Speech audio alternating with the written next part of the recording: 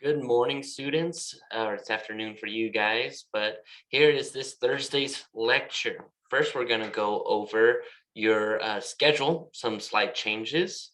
Then we're going to go over how I fixed the outline where you could copy and paste. And finally, we're going to go over how to give an informative speech. So let's begin.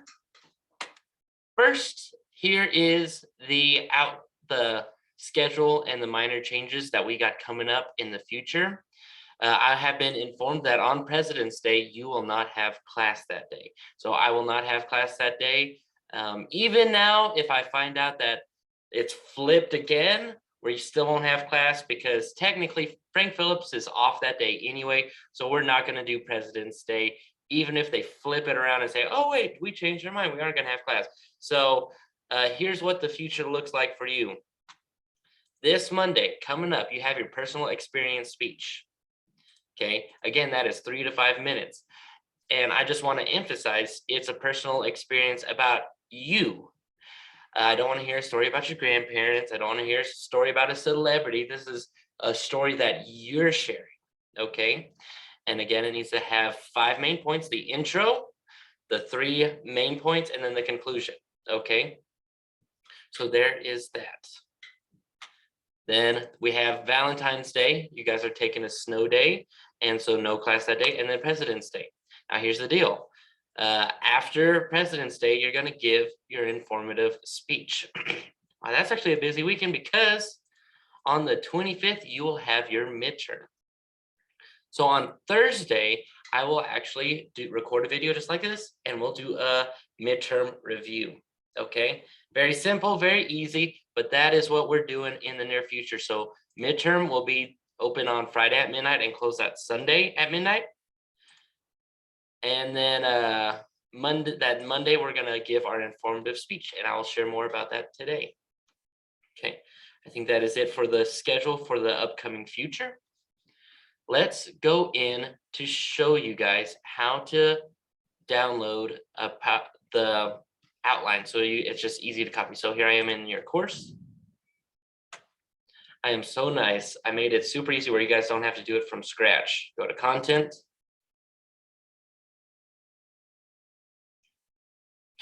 And then you see right here, it's called Drew Stegall Soda Bread Outline. It's a Word document, which means you can change it. So you're not going to copy and paste because that doesn't work. You're going to download it. See, it downloads.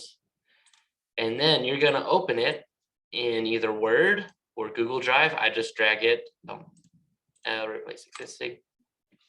I just dragged it into the Google Drive. It gave me that warning because I already have it in the Google Drive because I already tested this out. So here it is. I'm going to click to open it. And there you go. There's my outline just as is. So all you have to do is put your name here, but you just delete the parts you don't need. Like your hook will be different, and you could put a different hook just like that. Pretty simple, pretty simple. Okay. Nice and easy. The only thing is for Roman numerals 2 through 4, so your 3 main points, if you want to add a C, it's a little complicated. You're going to hit Enter, backspace, backspace, C dot. Just tab it over, C dot, and there it goes. So let me show you guys what I did exactly. I already have an enter, so I hit Enter, backspace, backspace, then I hit tab once, capital C dot, then space, and it lines it up for me. And there you go, just like that. And then you could do more. And then to make it an expanded outline, there you go. Pretty easy, pretty simple. I think so, but you just download it over here, and then you just drag and drop it into your Google Drive, and then you can edit it as you need. See, aren't I nice? My teacher had me do it from scratch every single time, and it was miserable. So there is no excuse. Once again, let me show you how to make it a PDF. You're going to use your mouse. You're going to go up here to File, Download, Download as PDF. Pretty simple. If you can't do it, that's on you. Yeah, it's so simple, so easy. It's a lot more simple than whenever I was a student. So today we are going over how to do an informative speech. This is going to be the main portion of today's lecture. An informative speech is to inform or instruct. Okay, you are telling your audience how to do something, or you're telling them about something. Okay, so here's just a couple examples. So this is for instruct. To instruct someone, you need to instruct someone on how to bake a cake. In fact, on my last video lecture, I talked about my grandma's soda bread. That was an example of an informative speech. So you could tell your audience how to bake a cake. You could tell your audience how to fly a plane or how to find a constellation. You are going through the steps so that way your audience could do it themselves. That is the instructing portion of an informative speech. Now, for the informative side of an informative speech, you could define something for your audience, like what are Democrats? What is the Methodist Church? Where is a good place to travel? Either way, it goes through knowledge in which you're telling your audience that they may not have known before. So for the example, where's a good place to travel? You would tell them how they could buy tickets, where they could go, and how would they even manage to get there, like travel wise. Okay, pretty easy. So instruct, this is the easiest, and I recommend you guys do this. Here's some examples that I've had from past students.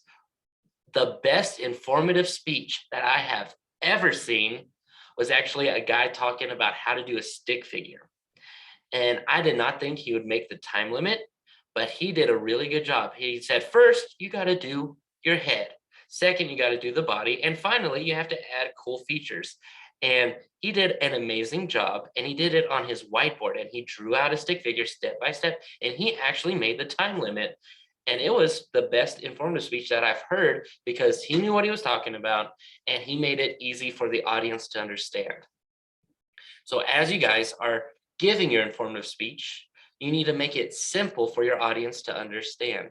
I had a student do lemonade, and they actually made lemonade in person right there and shared it with the class. Because lemonade's pretty simple, and so they were having trouble making up for time. So they're like, let me show you how to cut the lemon the right way. And they'd pause and they'd cut the lemon, and they'd show the class how the lemon was cut. And then they pour it in the glass, and they added the water and the sugar, they mixed it, and they did a fantastic job. And they used their props as a great point of focus. It kept their audience's attention. So I would encourage that you guys do an instructive style of informative speech, which is a how-to basically. And technically, I'm giving you a how to do an informative speech right now.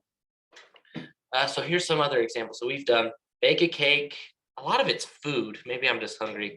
But if you do food and it's simple, I would love for you to bring some to class to share with your classmates. That is always a fun experience, and it's kind of bribing the teacher a little bit. So if you do food, you could tell us how. Someone did how to buy an expensive watch. Someone did how to check a car. Whenever you're going to buy a car, here's how you check it, make sure it's all right. How to change oil. Trying to think of different things. And then there's fly a plane, ride a bicycle, find a constellation. You're just telling your audience how to do something. Or you are describing something to your audience, as in, what is this? Who is this? So for my informative speech that I gave in this class whenever I was your age was actually, who is J.R.R. Tolkien? And J.R.R. Tolkien is a famous author.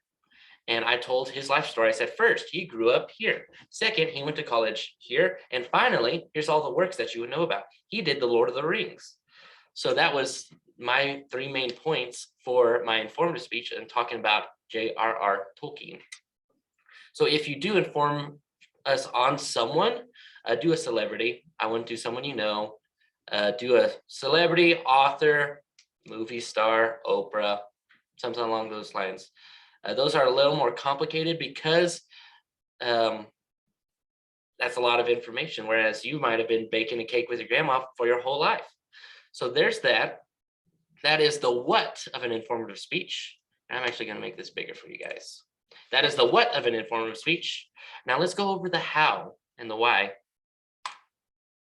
First, organization. I'll cover this in just a second. We're actually going to make our own outline. So for an informative speech, just like every single speech you give in this class, it's going to have 5 major points: your intro, your 3 main points, and then your conclusion. Okay. For the organization, it has to make sense. If you're baking the cake, you're not going to tell me about the oven and about serving it before you tell me how to even mix it. It has to be in order. If you're telling me about a person, I would expect it be in chronological order as well. It's like, okay, here's where they were born. Here's where they went to school, kind of learned how they did what they did. And then finally, here's the amazing thing they did. How to change oil. You might start by saying, here's the tools you're going to need. Here's the videos that help me, or no, let's do different points. Here's the tools you're going to need. Here's where all the parts are located, and here's how you change your oil. So there's that organization. It has to make sense, and I'll count off points if it just doesn't make any sense. If it's all out of order, you're going to get points taken off, because if I get confused, I'm focusing real hard. I just imagine someone who's not paying full attention, they get really confused. Next, we're going to talk about delivery.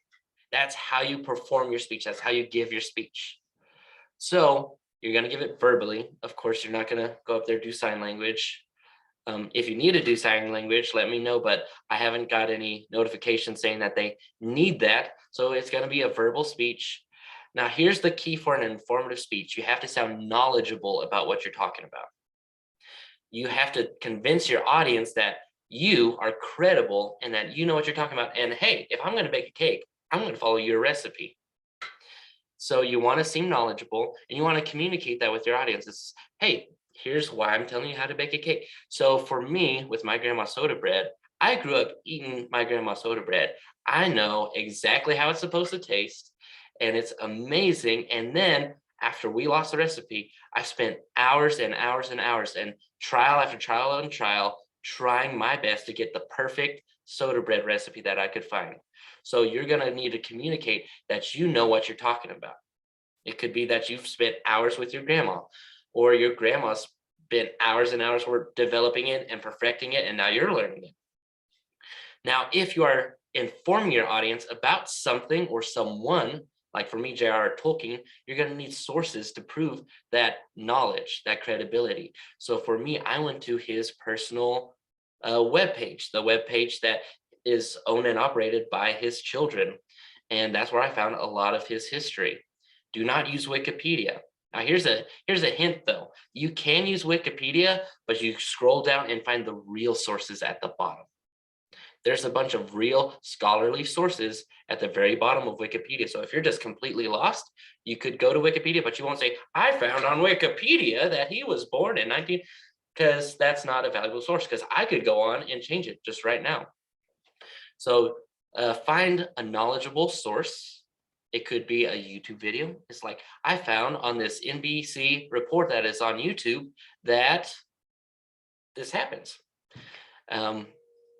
But that is how you seem knowledgeable, is you let the audience know you know exactly what you're talking about. That is called credibility. We're going to learn more about that whenever we talk about persuasion. It's also called ethos, but that's for whenever we get into the persuasive speech. So you need, in order to successfully deliver your speech, you need to communicate the information clearly and concisely. Now let's talk about some nonverbal things. Nonverbal means what you're not talking about. So verbal is you talking. Nonverbal is what you do with your eyes. Gestures are what you do with your hands. This is real important. So because this is your second speech, I'm going to help you out a lot right now. See, I'm even distracting myself. With gestures, you need to not be distracting. Okay. So gestures are what you do with your hands, and very well timed gestures are very important, But a lot of times, if you're just waving your hands, it gets distracting. Like, I'm sorry, I can't even talk right because I'm distracting myself with my own gestures. If I'm distracting myself, imagine how you must feel as the audience. Just wave. So you need to have a balance. I've seen both ways, and it takes practice to find a good middle ground. And that's why I'm going to be looking for it in the second speech a lot more than in this first speech. So you don't want to be stiff as a board. You don't want to be playing with your hair. I see that a lot. If people get nervous, they play with their collar and their buttons and they play with their hair a bunch because that's distracting. You don't want to do that. And you don't want to have a bunch of exaggerated gestures where you're just throwing it out there. You want a nice balance. You're going to have some timed gestures. So what I like to do is first, second, third, or if I'm cutting a lemon, I might mime myself cutting a lemon. If I am preheating the oven, I might open it and show you how I stick the bread in the oven. Gestures are very important because it brings the audience's attention back on you if they get distracted. If you are distracting the audience with a bunch of gestures, that's no good. If you don't use any gestures, that's not good. I need you guys to have some planned gestures. So if you're struggling, just do first, second, third. It helps visually connect your points that you're talking about with your audience. Next, let's talk about your eyes. Your eyes needs to be scanning your audience. It's not going to be looking across the room. That'd be awkward. And so I'm struggling with this right now. I'm not used to talking on a camera, but I see my little face over here in the corner. And so I'm like, hello. And I need to be talking to you and making eye contact. Eye contact is very important. You're going to go through the audience. If any of you guys have been in ag or some kind of showmanship, maybe it's a pageant, you know how important it is to make eye contact. So your job is to make eye contact with the people in the room. You're not going to pinpoint one person, just like get on them, but you're not going to say, okay, let me talk to you about my grandma's bread. It is so you're going to be looking at your audience and making eye contact with them. Next is pauses. It's very important to have pre-planned pauses. I like to add them right before I say my next point. So if it goes, and that is how you finish preparing the ingredients. Second, let me tell you about how to prepare the oven. Okay, you want to have planned pauses, and you could even write that in your notes as you're practicing your speech, because you want to have these pauses because it brings the audience's attention back on you. Okay, so that is nonverbal gestures, hand movements, body. If you're jittering, shaking, eye contact, need to have eye contact. Pauses. It is very beneficial for you guys to have pre-planned pauses. It gives your speech a lot more texture, a lot more depth. So have some pre-planned pauses because you don't want to just, and here's how you make a cake, and we go here first, second, third, and finally, and that's the end. Thank you, because it's just too fast. And pauses are really good if you're really struggling under time. You're gonna really enjoy those pauses. Next, content. This is more about what your speech is about, okay? So information, this is informative speech. You have to be giving information. It has to be good information. Let's see. If you're baking the cake, I would like to know measurements. I know I didn't do it the other day for my soda bread outline, but I would love measurements on how much sugar you use. If you eyeball it, say, here's what my eyeball says right here. I've had students bring in a little baggie of sugar, and it's like, here's about how much you need. It's a little over a cup. So you need information. If you're talking about a person, give some details about their life. Don't be very vague about it. You want to inform your audience, and that's the whole point of the speech. Depth. I covered that with information. You don't want to just be very vague. It's lemonade. It's lemon, water, sugar. You mix it together, whatever you got. Lemonade. No, tell us how you pick out good lemons. Tell us How much water versus sugar do you need? Tell us why you do it that way. Because what if I want to do it another way? Okay, you want to have some depth, don't be very vague about what you're talking about. Ethics.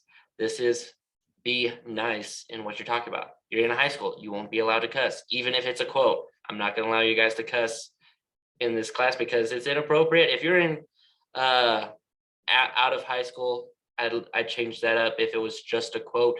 But I think most of you guys are freshmen, so we're not going to do that today. So be nice. You got to know what touchy subjects are. So you could inform us on the Church of Satan. But I'm a pastor. I'm not going to really enjoy that. You get to know your audience and kind of see if it's going to make someone really uncomfortable if you talk about it. Now, if you're talking about your grandma's soda bread and someone gets offended, that's on them. But if you pick a touchy subject like Republicans versus Democrats, which one is better? It's going to probably run over some toes. So let's be ethical because this is just a class. You're not going to change the world through this one speech. This is practice. This is giving you practice to change the world in your future speeches. But for today, let's keep it ethical. Let's keep it nice for this class. Okay. Time and genre. It only needs to be 3 to 5 minutes. Okay. Topic time. So I'm going to give a little bit of time after class or after this video. I want you guys to be thinking of a topic and your 3 main points, because this Monday coming up, I will ask you what your topics are and your 3 points, and I expect everyone to have one. Okay, so that is how to do an informative speech. Let me give you a brief example of how I do an informative speech. So this is already an example right here. Let me change it. Let's just do how to ride a bike. So I just want to give you extra time, so I'm going to hurry up and do this boop. And so I'm going to do first bike is my hook.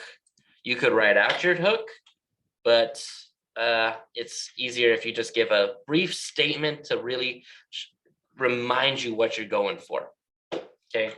Because if you write it out, you're going to want to read it. So don't write out your outline word for word. Okay. Thesis. Hi, my name is Drew. Today, I will inform you on how to ride a bike.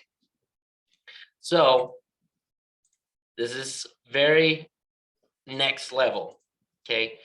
So in your thesis statement, tell me what kind of speech it is. So this is an informative speech, so you're going to inform the audience. For your special occasion speech, you're going to say, on this special occasion, is what I'm talking about. For your persuasive speech, you're going to say, today I will persuade you. But today it's an informative speech, so I'm going to say, today I will inform you on how to ride a bike. Pick a bike. Flat. Where to ride a bike. And then finally, riding with friends. I'm just doing this fast just to show kind of the creative process. I don't want to do an expanded outline today, so I'm going to delete that.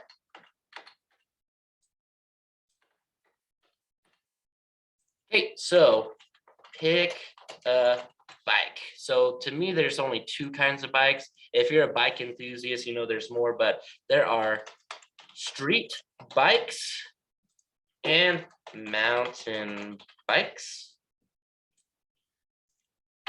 And then where to ride a bike. I'm not doing an expanded outline, so I'm going to delete those. Let's do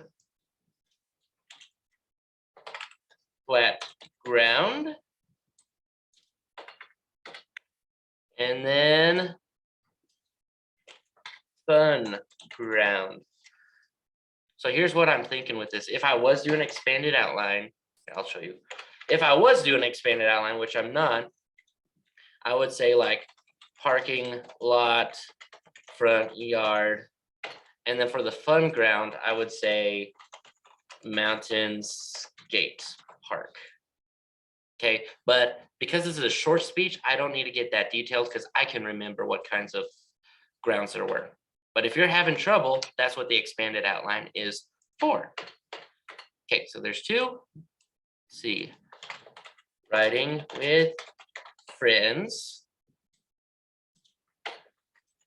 Don't be a show.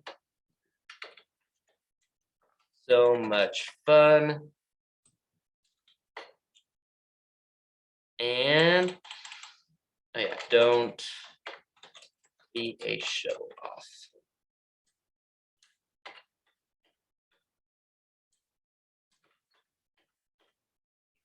Okay, conclusion. I'm just gonna do finish my first bike. Story. Hi, my name is Drew Seagull. Today I informed you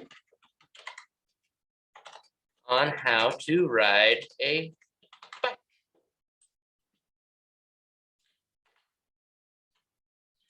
And then I said, pick a bike where to ride a bike, and then riding with friends. Okay, so now I'm gonna give you this speech.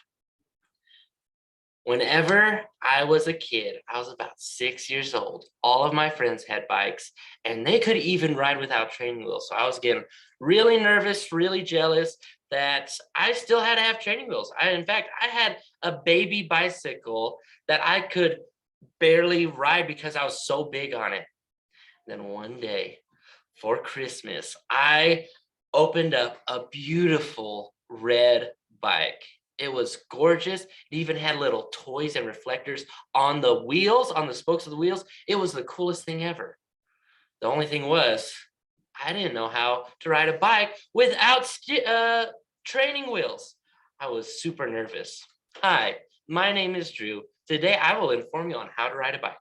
First, I'm going to talk about picking the bike that is right for you. Second, I'm going to talk about where to ride a bike because there's lots of places you can.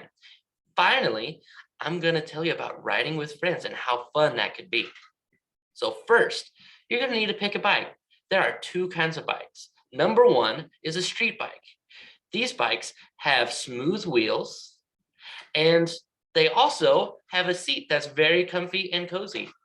So as you're riding a street bike, you'll notice that they're great for the street. They're great for flat ground.